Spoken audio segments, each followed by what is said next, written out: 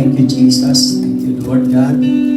Dakilang Ama, aming Diyos, salamat po muli, Panginoon.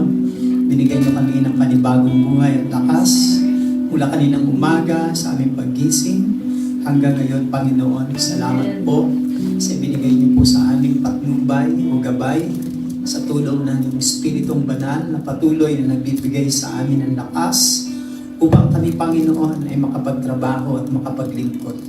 Kaya sa mga oras o sandaling ito, Panginoon, nag-aalay kami, nagbabalik kami lahat ng papurit, pasasalamat dahil sa inyong kabutihan sa aming buhay. Muli, Panginoon, mangusap po kayo sa amin. Magturuan niyo po kami sa pamagitan ng inyong mga salita kung paano po kami, Panginoon, mapapalapit ng gusto sa inyo. Hayaan niyo po yung mga salita po ninyo ang magbigay sa amin ng inspirasyon, ng kagalingan sa lahat ng aspeto ng aming pangangailangan, maging sa aming mga kahilingan, Panginoon. Nananalig po kami na kayo po ang Diyos na may kontrol at may hawak ng lahat ng bagay at magagawa po ninyo ang mga bagay na imposible sa tao ay posible sa inyo, Panginoon, dahil wala pong nanalig sa inyo na inyong pinababayaan. Kaya pagpalain niyo po ang inyong mga salita muli sa amin ngayong gabing ito at amin pong inaangkin ito sa pangalan ni Jesus. Ito pong aming samot-dalangin sa ngalan ng Ama, ng Anak at ng Espiritu Santo. Amen and amen. Palakpakan natin ang Panginoon. At ang ating mabuting balita na ating pong pag-aaralan ngayong gabing ito ay kukunin natin sa Gospel according to Luke chapter 1 verse 27 to 30 and then mag-jump tayo sa verse 38 after ng verse 30.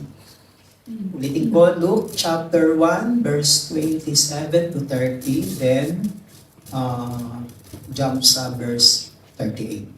Sa isang dalaga na ang pangalay Maria, siya'y nakatakdang ikasal kay Jose, isang lalaki buhat sa lipi ni Haring David. Paglapit ng anghel sa kinaroroonan ng dalaga, binati niya ito, "Matuwa ka, ikaw ay kalugod-lugod sa Diyos," wika niya. "Sumasa iyo ang Panginoon." Nagulumihanan si Maria sa gayong pangungusap at inisip niyang mabuti kung ano ang kahulugan niyon. Kaya't sinabi sa kanya ng anghel, "Huwag kang matakot, Maria, sapagkat kinalulugdan ka ng Diyos. Makinig ka, ikaw ay maglilihi at manganganak ng isang lalaki at siya'y tatawagin mong Jesus. Magiging dakila siya at tatawagin anak ng kataas-taasan ibibigay sa kanya ng Panginoong Diyos ang trono ng kanyang amang si David." Sa verse 38, sabi dito, sumagot si Maria, "Ako'y alipin ng Panginoon. Mangyari sa akin ang iyong sinabi." At nilisan siya ng anghel. Purihin natin ng Panginoon sa kanyang mga salita. Purihin natin po. Hindi na po tayo makaupo. Praise the Lord po. At akin po i-chinem po at isinabay po sa celebration ngayong araw na ito ang ating pag-aaralan. It's all about the life of Mary. Why God called him blessed. Po, bakit nga po ba siya tinawag sa Biblia na mapalad? Marami pong mapapalad na naging mapalad sa Bible. But isa po sa among women, kasi po sa ating pong binasa is Mary, si Mary po ay isang pinili at hindi lang pinili ng Panginoon kundi kinalugdan ng Panginoon. Kaya nga po yung word po diyan na mapapansin po natin diyan sa may verse 28, the greetings of the angel. Sabi doon ng angel sa kanya, "Greetings, you who are highly favored." No? You are highly favored. Tapos sa Tagalog, lubos na kinalulugdan. Sabi niya, "Sumasa iyo ang Panginoon." At nagulimihanan. Nalito, na-amaze siguro, nalito si Mary sa mga narinig niyang mga salita. nabati ng anghel. At siguro kasama na yung takot, yung pagiging na-trouble po siya doon sa greetings po na yon dahil sa dinami-dami po ng tao noong panahon po na yon, lalo na po sa mga babae, siya po ang binati ng ganong klaseng pagbati na highly favored. Ano po? And then, sabi ng Bible, ay pinaliwanag ng angel paano mangyayari na si Mary ay magdadalang tao ng isang sanggol at ang pangalan ay tatawaging Jesus Tagapagligtas at hindi po maintindihan ni Mary kung paano mangyayari yon. Tapos nang maipaliwanag ng anghel ang lahat sa kanya, then sumagot siya sa may verse 38, yung sabi dyan sa nakasulat dyan is, sabi niya, Mary answered, "May your word to me be fulfilled." Or let it, your word to me, be it unto me. Yung ibang sali ng English. Then, the angel left her. Sabi niya, mangyari nawa ang salita ninyo, ang kalooban ninyo sa akin, at nang sinagot niya yung salitang mangyari nawa sa akin, then umalis ang anghel at naghintay na ng pagkakataon na mangyari po yung promise, yung word ng Panginoon. Now, tingnan po natin, why did God call Mary blessed? Po. At ito pong pagiging mapalad ni Mary na dinadasal po sa Holy Rosary, this is not only for Mary but all those people who believe, who trust in God. Just like Mary, kasi Mary ay isa lang naman po siyang ordinary na lady o babae ng mga panahon po na yun. What do we know about her? She was an ordinary woman. Hindi po siya class, insignificant po siya, mahirap, at hindi rin po siya, dahil sinabi ng Bible na mataas ang pinag-aralan, just like an ordinary na babae na makikita natin maging sa panahon natin. Si Mary ay isang Jewish girl, no? From the tribe of Judah. Medyo kakaunti lang ang nai-type ko na slide ngayon kasi po nagkaroon ako ng miscommunication sa ating isang kapatid, Sister Jackie, kasi siya pong tagagawa ng slide ko dahil as of now, sira po kasi yung ating desktop doon sa flat na medyo nagkaroon po ng trouble. Nakaano po siya, nakahang po siya na repairing this ang nakalagay. Kaya hindi po ako makagawa ng sarili kong slide. Ayaw ko naman pong pahirapan yung kapatid natin dahil madami yung ginagawa kong slide. Kaya ang binibigay ko na lang sa kanya, konti-konti lang. At yesterday, naagawa ko ng maaga yung aking slide. Sana kompleto ito, pero limited lang yung slide na mapapakita natin. Konting sharing muna ako. Kasi po, kahapon, ng mga around 4 to 5 p.m. kahapon, nang matapos ko po itong isi-share ko sa inyo, nang matapos ko po ito, sinend ko po sa kanya sa messenger para siya po ang gumawa ng slide. Ganun po yung ginagawa namin ngayon habang sira po yung ating desktop computer sa flat. Then, pagdating dito, expected ko na nagawa niya. Sabi niya, Brad, wala ka namang sinend.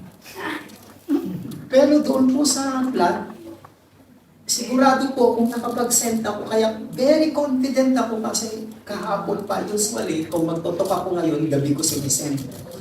Sinend ko sa kanya hapon pa. So, na-troubled po ako. Sabi ko, paano nangyari yun? Mukhang may multo yata.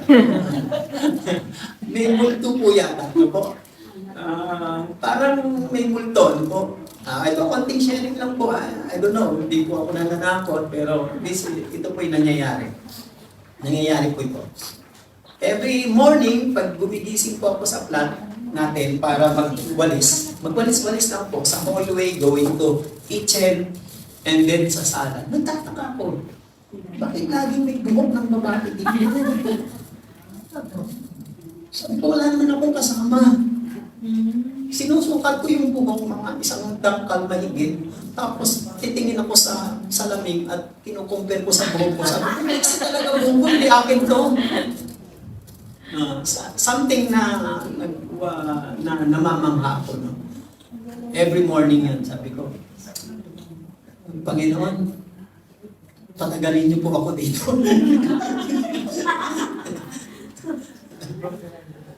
Kagabi po, almost 2 a.m. na po ako nakatulog kasi balikpas ako ng balikpas, hindi ako makatulog. Ang dami kong iniisip. Napakarami kong iniisip. Pero wala pong utang yun ha, wala pong utang. Basta marami lang po akong iniisip.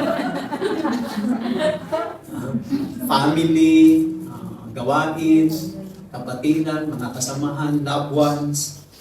Tapos iniisip ko rin yung aking in-apply na visa. Hanggang ngayon ay hindi pa ako binibigyan ng notice. Nakadalawang extend na ako sa immigration. Nakadalawang extend na ako ng 30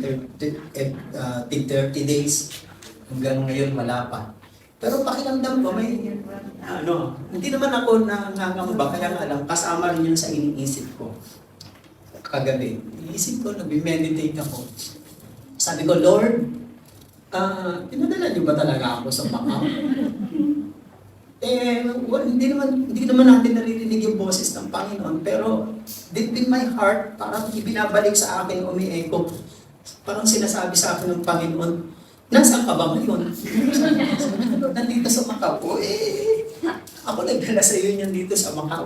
Well, nagkaroon naman ako ng lumakas ang kalooban ko. Sabi ko, bahala ka na doon. Baka 10 years ang bibigay mo sa akin. Kaya pag lumabas siya ng 10 years, mag-a-apply na ako ng residency dito. Dadalhin ko pamilya ko rito kung papaalam ako kay Brother Mike. Mga lang po yun, mga isip, ano po. I remember nung nasa Hong Kong ako last mga 2015, 1996, my first mission abroad assignment sa Hong Kong. Meron doong isang kapatiran nagpa-counseling sa akin. Hindi rin makatulog. Hindi rin siya makatulog. Sabi niya, Brad, anong gagawin ko? Hindi ako makatulog. Sabi ko, wala rin ako magagawa dyan. Sabi ko lang sa kanya, kaya mo bang mag-unload sa isip mo? Mag-unload, alisin yung mga naiisip mo. Hindi ko kaya, Brad, wala na akong magagawa. Ganon talaga yung pag marami tayong iniisip, mahirapan tayong makatulog. Maliban na lang wala ka ng isip. Ito, maliban na lang na mawalan ka ng isip, doon ka makakatulog. So, ba't ba napunta doon? Okay, let us continue. Why did God call Mary blessed? Bakit ba tinawag ng Diyos si Mary na pinagpala? Okay? Una, kay Mary, siya ay isang ordinaryo babae. Kaya hindi po tayo pwedeng mag-speculate o mag-assume na kaya po siya naging si Mary, the mother of Jesus, dahil ganito siya, ganyan. No po, wala po siyang, she was an insignificant woman. Walang position, hindi nakapag-aral, walang mataas na pinag-aralan. An ordinary woman lang po talaga siya, mga kapatid. Pero makikita po natin yung kadakilaan ng Diyos sa buhay niya kung bakit siya tinawag. During that time, she was engaged na po kay Joseph, the carpenter in Nazareth, mga kapatid. Apparently, both of them were poor. Pati si Joseph po ay isa rin pong mahirap. At kaya po yung kanilang pagdating po nung pinanganak si Jesus at nagpunta po sila sa templo, yung naiwang po nila si Jesus sa templo, na nag-alala po sila, ang kanila pong offering ay 2 bato-bato na kalapati. Pag ganun po yung offering, ibig sabihin, yung pamilya po na yun na nag-offer ay mahirap lang po. Yun po ang ibig sabihin po nun, mga kapatid. Dahil siya po ay nakatalaga na pong mapangasawa, si Joseph, mga kapatid, ay nung time po na yon is engaged na po sila, ibig sabihin po, parang consider na rin po silang mag-asawa na during that time, mga kapatid. Kaya nga lang, medyo nagkaroon ng konting problema nang malaman ni Joseph na si Mary po ay nagdadalang tao. Kaya nagbalak niyang hiwalayan si Mary. Buti na lang kinausap siya ng anghel at piniliwanag din ng anghel kung bakit nagdadalang tao si Mary, mga kapatid. Now, the question is, follow-up dyan is, why do we think God chose Mary? Bakit nga ba si Mary talaga ang pinili niya? Bakit hindi sinabi ni Gabriel na nagpakita sa kanya ng anghel na ito, bakit hindi nag-appear yung anghel na Gabriel sa ibang babae doon sa Nazareth, sa town ni Mary? Bakit kay Mary? Bakit hindi doon sa ibang babae? Hindi lang naman si Mary during that time ang babae ng panahon na yon na may pananampalataya. Marami po, kaya nga lang si Mary talaga ang pinili.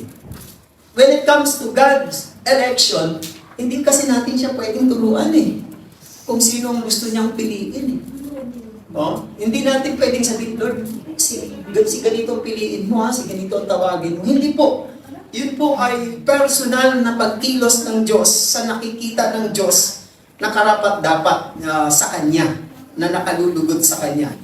But it does not mean na yung mga babae ng time na yun na hindi napili ng Diyos, ay hindi rin sila, wala rin silang pananampalataya. Nagkataon lang talaga si Mary at yun ang pag-aaralan natin. Yung salitang highly favored, sa Tagalog na sabi dyan sa verse 28 na lubos na kinalulugan.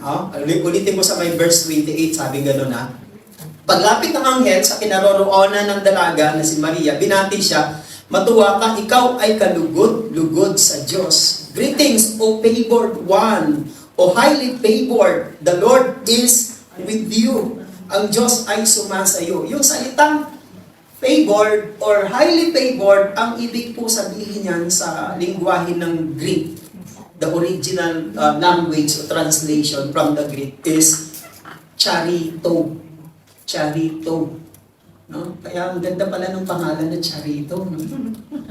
Nasaan si Sister Chan? Sa Pinas. Okay, hindi pa umuwi. Yung palang ibig sabihin ng favored. Pinagpala, kinalugdan. Charito. From the word, comes from the word charis. Charis. Kaya, parang ganun po, no? Charis, C-H-A-R-I-S. Ang ibig sabihin po ng charis means grace.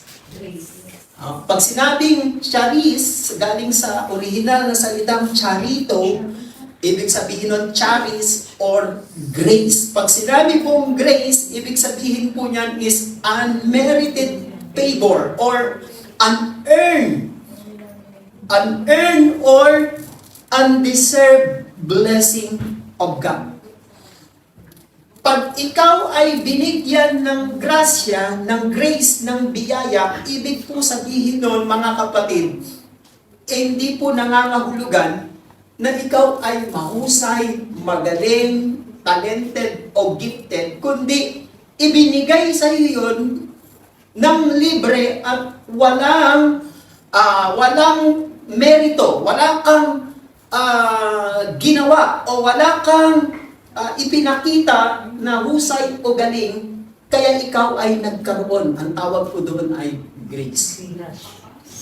Kung ikaw po ay binigyan ng pera, binigyan ng isang gamit o bagay, dahil ikaw po ay may ginawa at meron ka pong talento o may gift ka o meron kang husay o abilidad, ang tawag po doon ay suhol o compensation.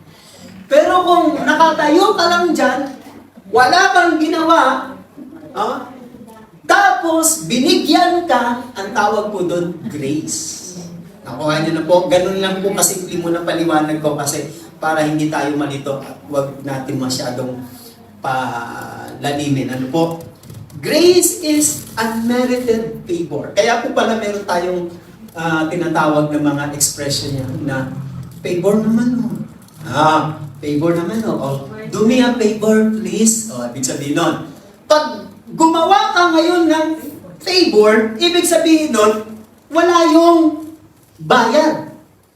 Hihingi ka ng favor, tapos bubulungan ka or 500. Wala ka lang yan. Hindi na po yun favor.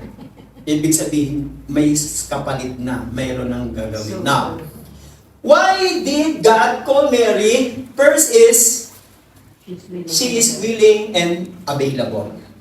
Hallelujah. Oh. Siya po ay merong pagkukusa at available, laging laan. Nakalaan o nakalaan. Ang Panginoon ay mas concerned about our ability than our capability or ability. Magkaiba po yung salitang availability sa ability or capability. Magkaiba po yan. May mga taong they are capable or meron po silang abilidad o kakayanan pero hindi naman sila available. Sorry ha. Di ba? Hindi mo naman maaasahan. Bakit? Mahusay nga. Magaling nga. Kaya niya nga. Magagawa niya. Kaso, hindi naman siya pwede. Hindi naman siya available. Pag sinabi naman pong available, ang ibig po sabihin niyan, it refers to being free. Ano po? Being free. Unoccupied or for something's presence. Pag sinabing available, you are unoccupied. Wala pong nag-uukupa sa iyo. You are free or available. Ano po? Ang Diyos po pala ay ganito. Hindi po siya nai-impress sa mga mahuhusay, matatalino, magagaling. Mas nai-impress po siya at ang concern niya yung availability. Kasi kapag availability. Kapag available ka po sa Diyos, saka siya ngayon magbibigay sa iyo ng ability. Amen. Alam niyo po kaya sa paglilingkod po sa Panginoon, hindi nahanap ng Diyos ang galing at husay. Ang tinatanong niya muna, available ka ba? Are you unoccupied? Are we unoccupied? Kapag meron pong umuukupa sa buhay natin, na mga material, mga hadlang, sagabal, ambisyon, pleasures, or vices, mahihirapan po tayong ilaan ang sarili sa Panginoon. Kaya po maraming taong gustong maglingkod sa Panginoon, kaya nga lang, kapag natatouch na po yung kanilang personal, ang kanilang vices, bigla po silang umuurong at bumibitaw. Bakit po? Kasi po, maraming naka-occupy. Mary is an ordinary woman, napaka-free niya po, wala pong naka-occupied sa kanyang buhay. Ibig sabihin, she is an empty vessel. Ang pwede lang pong lagyan ay yung empty. Pero kapag puno na at may nakalagay na, mahirap na pong lagyan. Kaya dito sa gawain ng Panginoon, di ba? Tingnan niyo po. Sino po ang madalas gamitin ng Panginoon? Yung ini-empty niya yung kanyang sarili. Pero pag sinabi mo, alam ko na yan, kaya namin yan, ginagawa na namin yan. Naku po, hindi ka malalagyan. Ganon din sa pagpapala ng Diyos eh. Pag ang puso mo ay maraming nakalagay na hadlang at sagabal, hindi ka po pwedeng lagyan ng Panginoon. You have to empty yourselves. You have to maging available ka sa Panginoon. Amen? Palakpakan muna natin ang Panginoon. Ulitin ko, capability means something that you can do. Na pwede mong, kaya mo at magagawa mo. But availability, it is unoccupied or being free or unoccupied for something's presence. Ano po? Now, kapag tayo ay available sa Panginoon, He can have an access to us. Doon na po nagsisimula. Siguro sa bakit dumiretso ang anghel kay Mary, ang dami-daming babae ng panahon na yon, nakatulad din ni Mary. Palagay ko marami ring mas maganda pa kay Mary, marami ring mas decente rin sa kanya, hindi lang siya. Bakit nga ba? Sa kanya, Nakita kasi ng Panginoon yung kanyang pagiging usang loob at pagiging available. Now, nagkakaroon ng access ang Panginoon sa mga taong available. Di ba? Tingnan ninyo, ang mga tao na gustong gamitin ng Panginoon sa gawain niya. Tingnan nyo, sino po ang nagagamit? Yung merong availability. Hindi naman sinasabi ng Biblia o ng Panginoon kapag occupied ka ng maraming trabaho, maraming ginagawa at maraming resulta, maraming productivity, hindi naman nangangahulugan, hindi ka napipiliin ng Diyos. Natutuwa rin ng Diyos kapag productive tayo. Pero ang una kasi hinahanap ng Diyos yung available. Kasi pag available ka na ngayon, saka ka ngayon lalagyan ng Diyos ng kanyang power, ng kanyang lakas, ng kakayanan. Mga kapatid, tinan niyo po, kahit ang isang tao ay mahusay, matalino sa academic o skillful at maabilidad, mapapansin niyo po, may mga taong ganun pero wala pong access ang Diyos sa buhay nila. Mapalad po kayo kahit gaano kayo kabisi sa inyong trabaho, ang Diyos ay may access pa rin sa buhay niyo. Kaya tayo nandito, nagpupulit ng kapasalamat. God has an access in our lives. Amen? Amen. Dahil ang Diyos, bago siya gumawa, before God can work through us, and that is ability. Before God works through you, through your ability, your capability, He must first work in you. And that is availability. Ang Diyos, bago kanya gamitin para sa iba, gusto niya munang, ikaw muna ang unang gamitin niya. Yun po ang ibig ko sabihin. Hindi ka magagamit ng Diyos sa iba para maging capable ka ba, ability mo. Kung hindi muna siya magtatrabaho, kikilos, gagawa sa buhay mo. Laging nag-uumpisa ang Diyos ang kanyang concern. Laging nag-uumpisa sa atin bago sa iba. The success of our ministry in the public, it always begins with in the private ministry with the Lord.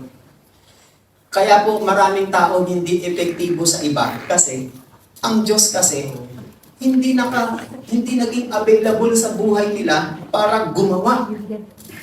Kaya kapag ang Diyos nakagagawa na sa buhay natin, marami na siyang ginagawa sa buhay natin, marami na siyang inaayos sa buhay natin.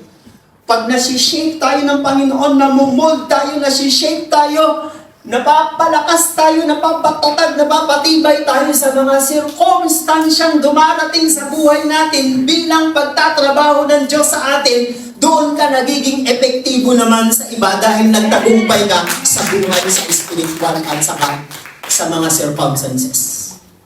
Nakita po niyo yan, mga kapatid?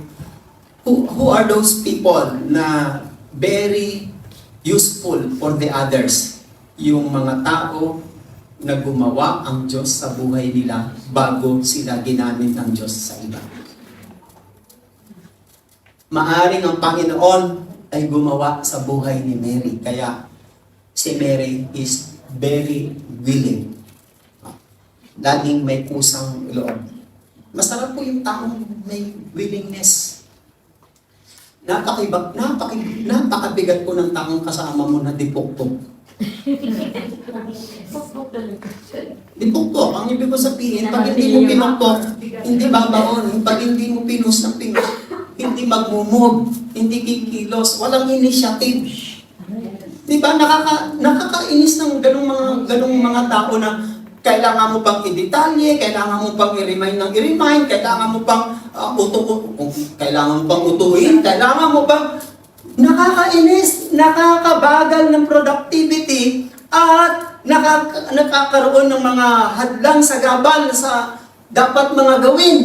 Hindi katulad ng mga taong kasama mo, hindi mo pa sinasabi, nadidiscern na nila, nauunawaan na nila, alam na nila, nagpupusan na sila. Kaya gumagaang ang trabaho kasi merong willingness.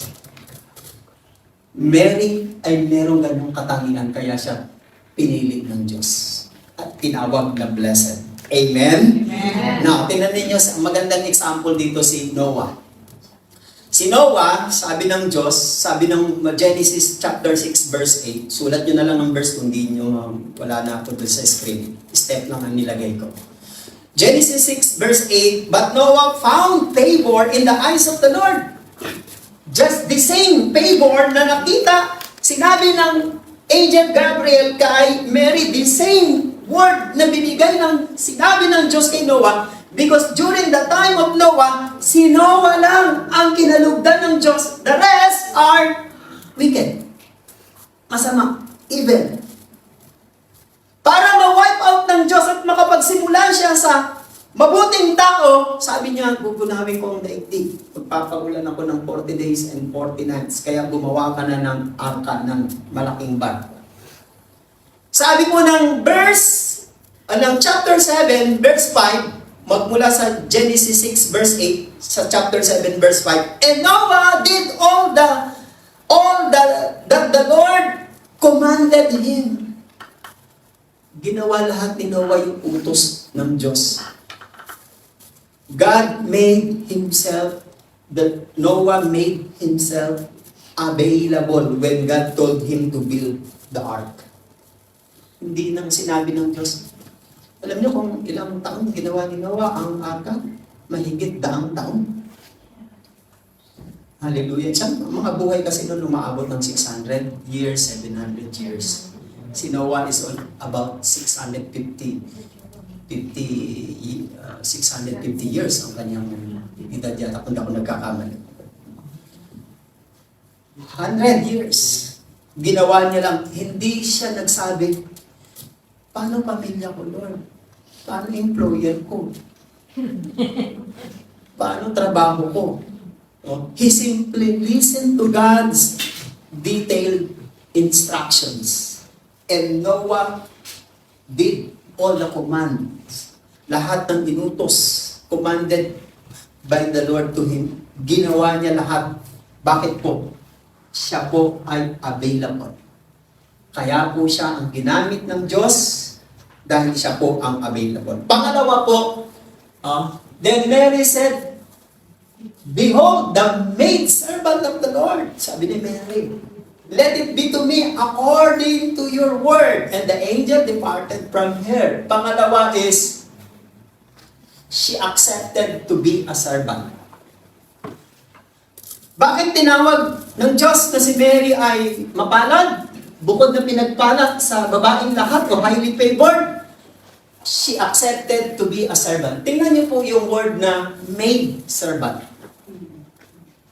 Sa isang translation po ito, merong ibang translation, servant lang. Pero yung kinuha kong isang translation is maid servant. Yung salitang maid servant sa salitang Greek word is dulo. Dulo. D-U-L-O-U. Dulo. Hindi yung enda, yung dulo. Ang ibig po sabihin nun, female slave. Ang dulos, ang ibig sabihin nun, servant. Ang dulo is female slave. Or, ang ibig po sabihin niyang maid servant na yan, voluntarily. Yun po ang ibig sabihin niya. Ibig sabihin voluntarily, female slave or voluntarily. A handmaid was the lowest. Pag sinabing maid servant o handmaid, marami kasing version eh. The handmaid of the Lord. Dito na lang ako sa maid servant of the Lord. Handmaid of the Lord, dito naman maid servant. Ang ibig po sabihin niyan is, pag sinabi kong maid servant or handmaid, isa lang pong ibig sabihin niyan, ibang translation lang, was the lowest kind of female slave or servant. Sa isang mayayaman, meron po siyang mga servant. Yung pinaka mababa pa doon sa lahat ng servant, ang tawag na po doon is maid servant. Kaya kakaiba ito, pinaka-lowest na ito. Kung merong maids, kung merong servant, merong pang pinaka-lowest sa servant is the maid servant. Kaya si Mary, sabi niya, pangalawa is, she accepted to be a servant. Hindi lang servant, pinaka-lowest na servant, mga kapatid, ang pinagpalagay niya sa kanyang sarili. She placed herself as a servant. As a servant. Mary response reveals two characters of a servant.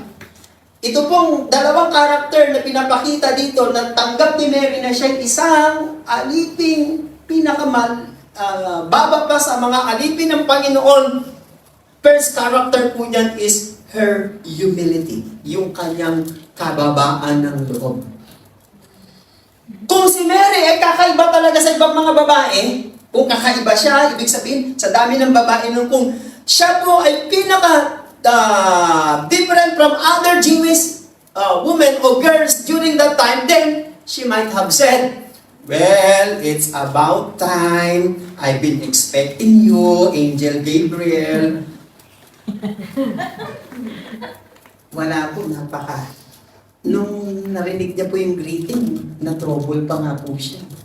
Hindi po, nag-alala pa siya, sabi niya, naku, parang natakot. Kaya nga sabi ng angel, huwag kang matakot. Kasi, namaling natakot siya. Ibig sabihin, that kind of emotion, yung damdamin niya, wala po siyang yabang. Hindi katulad ng ibang tao pag pinansin mo, wow, ang ganda ng forma mo. Oh, alam mo ba kung magkano bilhin ko dyan?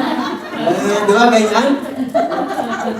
Yung gano'n eh, si Mary nang sinabi sa kanya ng anghel, oy, matuwa ka, kinalulugdan ka ng Diyos, you are highly favored, bukod ka pinagpala sa babaeng lahat. Wow, matagal ko nang ini-expect yan, hinintay kita, tagal-tagal mo, kayo mo lang sinabi sa akin yan.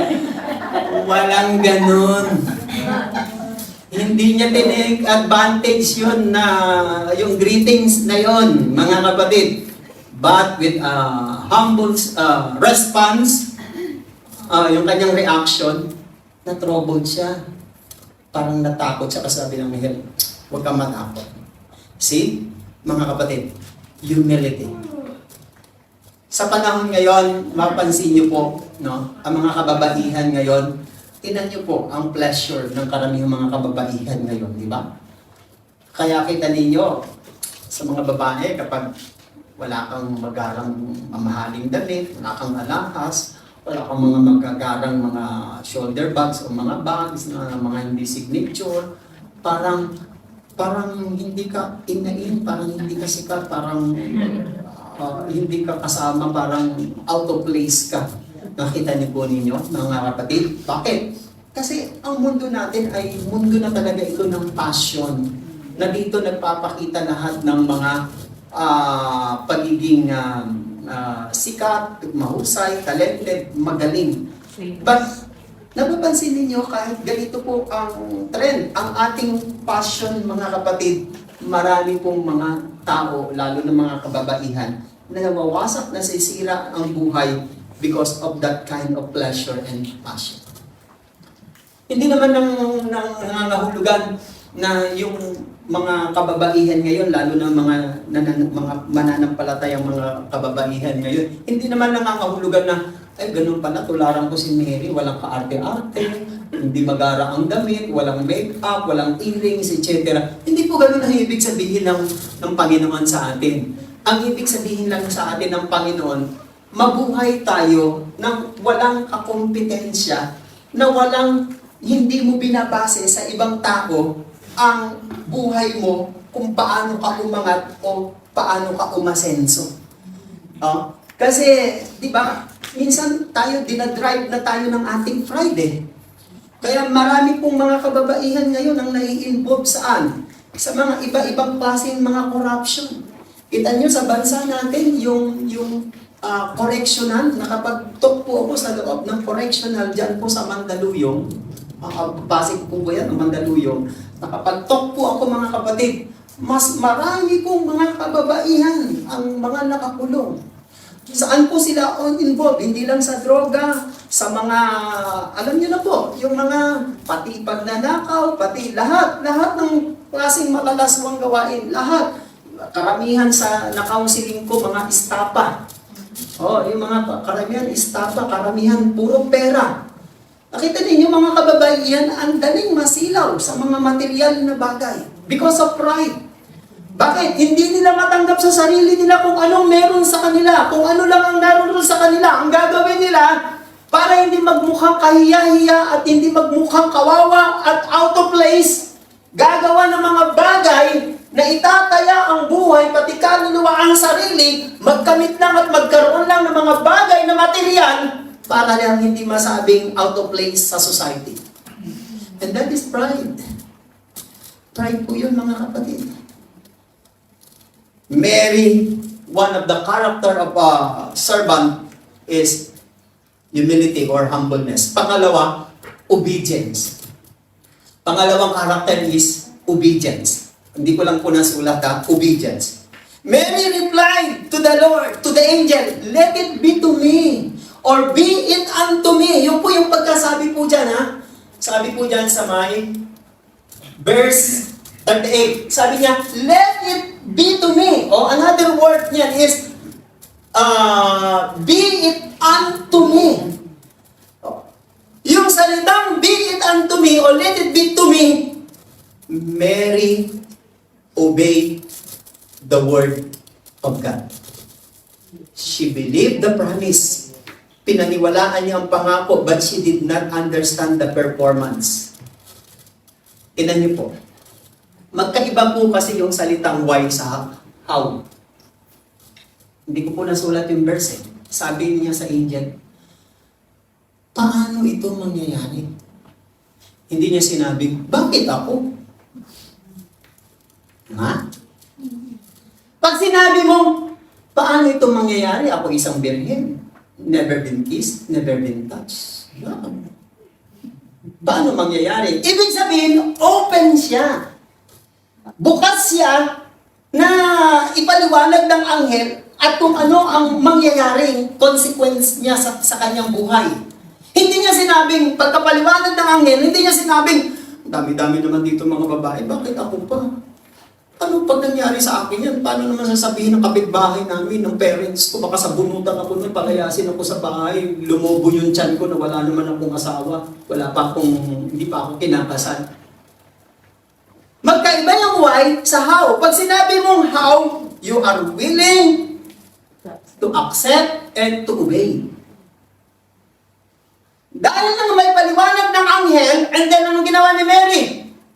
Sinunod niya ang sinabi ng salita ng Diyos. Servants, do what they are commanded to do. Ganun pong ibig sabihin. It may be inconvenient kung kahit na hindi ito makakaalwan sa atin. Or it may be painful. Or it may be the exact opposite of what they want to do. Tingnan niyo po ha. Hindi po tayo sumusunod dahil convenient tayo. Ang isang servant, sumusunod siya kahit hindi siya convenient. Yun po ang servant. Ang isang servant ay sumusunod kahit na masakit. Kung napakahirap po. In fact, ang mga servant noon ay walang sweldo, kahit hindi sila pakainin, wala silang magagawa. Kahit tratuhin sila, maltratuhin sila, wala silang magagawa. Tanggap lang nila kasi servant sila. Imagine. Pero iba na sa society natin, iba na mga kapatid. Now, si Mary ay sumunod. Tinanggap niya kanyang sarili maging servant. Alam niyo mga kapatid, sa panahon natin ngayon, marami gustong maging celebrity, but few are want to become a servant. Bakit? Lalo na ngayon, napaka-high-tech ng ating mga technologies at napakaraming mga social medias. Kaya lagi nakikipag-competition ng mga kababaihan. Bakit? Kasi gusto nilang maging celebrities. Kayo, gusto niyo maging artista? Pag celebrities ka kasi, pag VIP ka kasi, ikaw yung pinaglilingkuran, tama? Ikaw yung binabati, ikaw ang wini-welcome, ikaw ang pinapansin, ikaw yung pinupuri, kasi celebrities. Sa gawain ng Diyos, minsan ganyan din tayo eh. Pag hindi tayo napapansin, pag hindi kasi nasabihan, ganda ng damit mo ngayon, ang cute mo ngayon, may tumataba ka na, sexy mo ngayon ha. Diba? Pag hindi ka na binibigyan ng ganong pagbati, nagigisip pa ngayon, siguro galit ito sa akin, siguro gano'n, di ba? As a servant, hindi tayo naghahanap ng papuri, parangal, o pagtataas ng tao. Ginagawa lang natin yung tungkulin natin sa harapan ng Panginoon, purihin ka, pasalamatan ka man, bigyan ka man ng appreciation, huwag mo nang hangarin yun, mga kapatid. Dahil ang tunay na servant, sumusunod kahit walang kapalit, kahit walang papuri, at kahit masakit, at kahit mahirap. Napakahirap na ito, mga kapatid. Napakahirap. She accepted to be as a servant. Kaya sa Bible, merong word si Jesus, hindi ko na ito naisulat ha. Sabi ni Jesus, if you want to be the great, be the servant of all. Gusto mong maging dakila?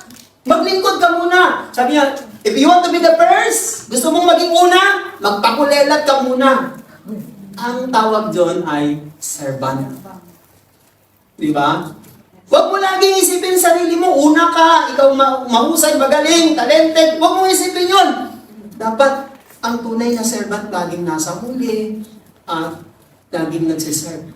Sa isang handaan, sino ba ang masikat at sa isang handaan, halimbawa kasal, anniversary, or buffet, etc. Sino ba sa mata ng Diyos ang mataas at dakila? Yung host o yung servant? Akala kasi nila yung pag ninakatira ng pagkain sa table, yung mga VIP, mga diplomat, akala nila yun yung sa mata ng Diyos, mga dakila. Hindi. Ang pinakadakila, yung mga naglilingkod sa table. Ang tawag doon, servant. Sa mata ng Diyos, yun ang dakila sa Kanya, yung mga servant. Hindi yung mga pinaglilingkuran. Sa mata ng Diyos, ang dakila, ang naglilingkod, hindi yung pinaglilingkuran. Amen? And the last one, she surrendered the whole life to God. Sinuko niya. Sabi niya ulit, hoy, wala na. Sabagay, isa lang naman yung paghuli lang naman yun. Isinuko niya ang buhay niya, ang buong buhay niya sa Panginoon. Isinuko niya. Look at the word, sabi niya, here is the maid servant of the Lord, be it unto me according to your word. Ang ibig sabihin niyan, she is willing to surrender to God's will. Alam po, ang salitang surrender ay hindi po masarap at magandang salita. Kasi, ang iba, ang isip nila, pag sumusurrender sila, feeling nila, nawawala yung pagkatao nila, mahina sila, wala silang power, wala silang lakas. Yun po ang understanding ng mga tao, konsepto sa ngayon. Pag ikaw ay sumusurrender, mahina ka, wala kang kwenta, wala kang, hindi malakas ang loob mo, mahina ka. Sa mata ng Diyos, ang salitang surrender ay hindi isang kahinaan, kundi isang kalakasan. Surrender to God is the power, the source of power. Surrendering is the best demonstrated in obedience. Paano mo malalaman na nagsusuko ka ng buong buhay mo sa Diyos? Siyempre, kapag sumusunod ka sa Kanyang mga salita. Paano nangyayari ang blessing sa buhay natin? Just like Mary. Why Mary blessing? Bakit si Mary ay pinagpala ng Diyos? Kasi wala man dyan sa Bible na nagsuko siya, but nang sinabi niyang, be it unto me according to your word, ang ibig sabihin, ako bilang inyong alipin, nagsusuko ako ng buhay sa inyo, mangyari sa akin ang kalooban ninyo, mga kapatid. Ibig sabihin, pag tayo ay nagsusurrender sa Diyos, doon nahuhubog, nagagawa at nangyayari ang kalooban ng Diyos. May magandang kalooban ng Diyos sa buhay natin. Kaya nga lang, hindi nangyayari yung magandang kalooban ng Diyos sa buhay natin kapag tayo kumukontra at lumilihis sa kanyang kalooban at nasusunod tayo. Pag tayo ang nasusunod sa sarili natin, ang ibig sabihin nun, hindi tayo nagsusuko ng buhay sa Diyos. Kaya hindi tayo nag-change. Ang maganda kay Mary, isinuko niya ang buong buhay niya sa Diyos. Parang sinabi niya, hindi na ang gusto ko, hindi na ang kalooban ko, hindi na yung pangarap ko, ikaw na lang ang masunod, isinusuko ko sa iyo ang buhay ko. Kaya siya pinagpala ng Diyos. Why God called Mary blessed? Bakit siya tinawag na pinagpalang babae sa lahat ng babae? Kasi nagsuko siya ng buhay sa Diyos, mga kapatid. Maraming mga tao, dasal ng dasal. Ginong Maria, napupuno ka ng grasya, bukod kang pinagpala sa babaeng lahat. Yung nagdarasal, hindi naman pinagpapala. Diba? Sabi ng Diyos, sabi niya, bukod kang pinagpala sa babaeng lahat. Oo, pinagpala ko naman talaga si Mary. Ikaw, pinagpala ka ba? Diba? Si Mary, bukod ng pinagpala ng Diyos. Yes, pinagpala siya ng Diyos. Ikaw na nagdarasal, pinagpapala ka ba? Yun ang mabigat na katanungan ko. Diba? Dapat malaman natin na kaya siya pinagpala kasi nagsuko siya ng buhay niya sa Diyos eh. Hindi mangyayari ang gusto, disenyo, kalooban at pangarap ng Diyos sa buhay mo kung puro ka pala kontra. Ang ibig ko sabihin, your decision, your plans, your desire, even your buong buhay mo, ibigay mo, surrender mo sa Panginoon. Walang nagsusuko ng buong buhay, pangarap, desire, ambition sa Panginoon na hindi tinutuwid ng Panginoon at pinagpapala ng Panginoon. Nagsisimula ang blessing sa pamagitan ng surrender. Kaya ginamit siya ng Diyos. Kaya bukod siyang pinagpala sa babaeng lahat kasi nagsuko siya ng buhay niya sa Diyos, mga kapatid. Alam nyo, si Mary ay katulad din natin na merong tinatawag na personal decision. Hindi sinasaklawan at kinukontrol ng Diyos ang mga desisyon natin. Binibigyan niya tayo ng laya. Kaya si Mary ay ibinigay niya pagsusuko ng buhay niya sa Diyos. Decision niya yun, kalayaan niya yun. Ang isang bagay ang hindi kayang hawakan at kontrol sa atin ng Diyos, ang desisyon. Kaya nang mag-desisyon niyang isuko ang buhay niya sa Diyos, ano nangyari? Di ba? Naging ina siya ng Jesus na tagapagligtas ng buong mundo. At siya ang tinawag na babaeng pinagpala. Pwede ba si Mary magpasya ng, tinatawag ka, ikaw ay maglilihis ang sanggol, ganyan-ganyan. Pwede ba siya tumanggi? Pwede, kasi katulad siya natin, na ordinaryong tao na pwedeng magdesisyon, pwedeng hindi. Kung si Mary, let's say lang kung si Mary ay nagsabi kay Angel, hindi ako pwede, hindi ako available, marami akong trabaho, marami akong transaction, nag-working ako, marami akong nagbablog pa ako, hindi ako pwede dyan. Pipilitin ba siya ng Diyos? Isusuyuin ba siya? Hindi. Hahanap ang Diyos ng ibang babae nung panahon na yon. Kung yung kapitbahay ni Mary, kung si kapitbahay ni Mary ay si Andrea, at siya ang nagsabi, available po ako, Lord. Available po ako. Matagal ko na pong hinihintay yan. Palagay kong idadasal natin ang Panginoong Andrea na pupunta ng hindi na Mary. Hindi na Mary. Palagay kong idadasal natin ang Panginoong Andrea na pupunta. Nagkataon lang, nagsuko si Mary. Pero kung hindi siya nagsabing, yes, Lord, narito ang iyong abang alipin, nagsusuko ako ng buhay sa inyo, palagay ko ibang pangalan ang dinadasal natin. Nagkataon lang na siya kasi dahil sa salitang magsusuko. Amen? Nagpipray tayo. Sabi natin, Lord, gamitin mo po ako. Sabi niyo na po ba sa prayer niyan, gamitin po ako sa asawa ko, sa anak ko, sa amo ko, sa kapitbahay ko, sa kaibigan ko. Gamitin niyo po ako. Alam niyo po, hindi tayo magagamit. Alam niyo kung bakit? Hindi ka magagamit kapag hindi ka nagsusuko.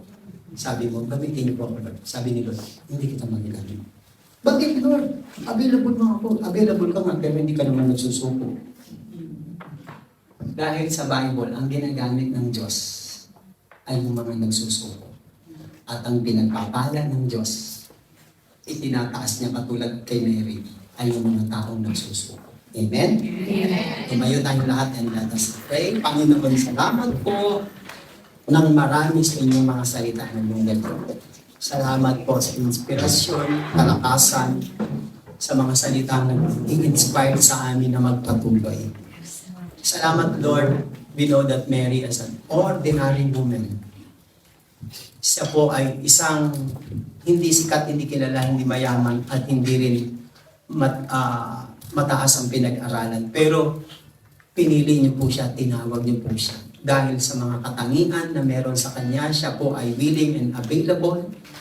She placed herself to be as a servant, and she surrendered her whole life to you, O Lord. Ito rin po ang gusto namin, Panginoon, na mangyari sa buhay namin. Yung ikaw na po yung nangunguna, nagko-control. Ikaw na po ang nagmamaniobra. Hindi na po kami, Panginoon, para lalo niyo po kaming magamit. One of our struggles and difficulties and heaviness in our lives, O Lord, because there are some part or areas in our lives na hindi po namin maisuko-suko sa inyo. Tulungan niyo po kami, Panginoon, na magkaroon po kayo ng free access sa aming buhay.